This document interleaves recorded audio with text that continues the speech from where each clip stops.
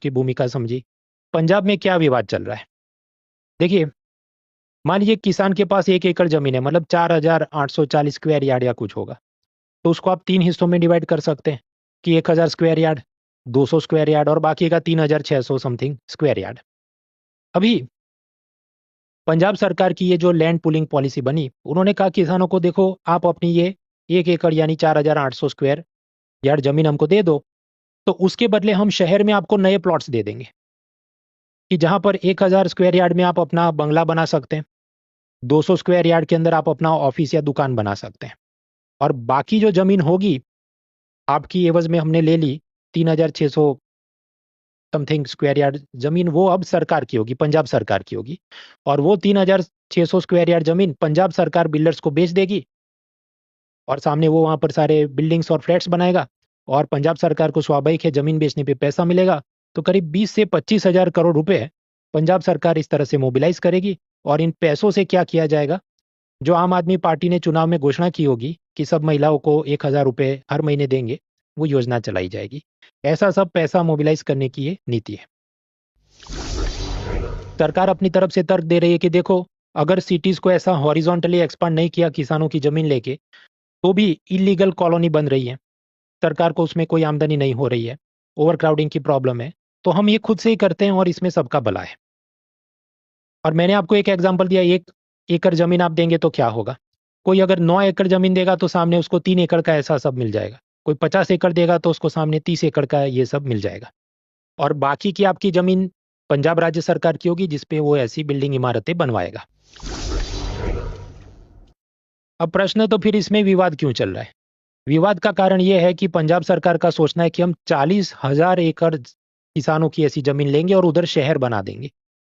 तो ये सारी जमीन जहां पर अब खेती नहीं होगी, तो करीब 1.5 लाख टन चावल की खेती भारत में कम हो जाएगी। तो अपनी फूड सिक्योरिटी यानी खाद्य सुरक्षा खतरे में आ जाएगी। क्योंकि एक तो आप याद करें कि रशिया यूक्रेन युद्ध के बाद यूक्रेन गेहूं एक्सपोर्ट नहीं कर पाया, तो भारत के दुकानदारों ने बहुत सारा गेहूं एक्सपोर्ट कर दिया, भारत में ही गेहूं महंगा हो गया।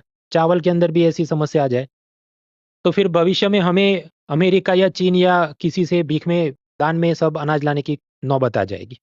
तो ये ठीक बात नहीं होगी। दूसरा, इसी प्रकार पंजाब की डेयरी इंडस्ट्री खत्म हो जाएगी और ये गांव जो हैं वो अब शहर बन जाएंगे। तो फिर जब गांव ही नहीं है, तो आप जानते हैं गांव में कानूनी एक योजना चलानी है, मनरेगा स्कीम, जिसमें सब ये लोगों को 100 दिन का रोजगार दिया जाएगा, लेकिन वो केवल विलेज के लिए। अगर विलेज ही खत्म हो गया तो फिर योजना खत्म हो जाएगी, तो बेरोजगार क्या करेंगे? गांव में खेती बाड़ी के साथ जुड़े और भी बहुत सारे कारीगर होते हैं, कि मान लीजिए ये लोहार होगा जो किसान का हल बनाता होगा, उसी तरह स्मॉल टेलर शॉप होगा, बार्बर होगा, ये सब का क्या? तो ये सब कुछ पूरी रूरल इकोनॉमी बर्बाद हो जाएगी। हम एक केस स्टडी देखते हैं, गांधीनगर। गुजरात का कैपिटल अहमदाबाद नहीं है, गांधीनगर है, याद रखिएगा। तो महाराष्ट्र से जब गुजरात अलग हुआ तो नया कैपिटल गुजरात को चाहिए था, तो सोचा अहमदाबाद में मजा नहीं है, तो हम चंडीगढ़ जैसा एक नया जीरो से सिटी बनाते हैं। ये जो गांधीनगर है वो चंडीगढ़ जैसा प्लान सिटी है, मतलब वहां पर सारे सेक्टर्स होंगे, जोनिंग होगा, ये सब। तो उधर पहले कुछ नहीं था, खेती की जमीन थी। तो गुजरात सरकार ने किसानों से खेती की जमीन ले ली और उसके बदले उनको कहा देखो ये जो हम अलग अलग सेक्टर्स बनाएंगे, वहां पर हम आपको प्लॉट देंगे और दुकानें देंगे। तो ये भी एक प्रकार से लैंड पुलिंग जैसा कुछ खेल हुआ होगा। परिणाम क्या है? वो क्या सब किसान घी दूध की नदियां बह गई? जवाब है नहीं। उन सब लोगों ने अपनी ऐसी घर और दुकानें बाहर वालों को बेच दी। आज की तारीख में उनकी तीसरी चौथी जनरेशन क्या कर रही है? तो उन्हीं बाहर वालों के घर में वो नौकर चाकर रसोइये का काम कर रहे हैं, और बाकी लोग जो हैं वो बंगार रद्दी सोडा शरबत ठेला चलाते रहते हैं। तो ये सब से उनका कोई बहुत कल्याण हो गया? हो सकता है फर्स्ट जनरेशन खुश हो, तीसरी चौथी पीढ़ी तो आप देखो वो तो कुछ। प्लानिंग टू ये पंजाब की नई नीति के खिलाफ कुछ लोग केंद्र सरकार का कानून अलग कैसे उसकी बात कर रहे हैं, वो भी समझते हैं। देखिए, केंद्र सरकार ने 2013 में लैंड एक्विजिशन का एक कानून बनाया।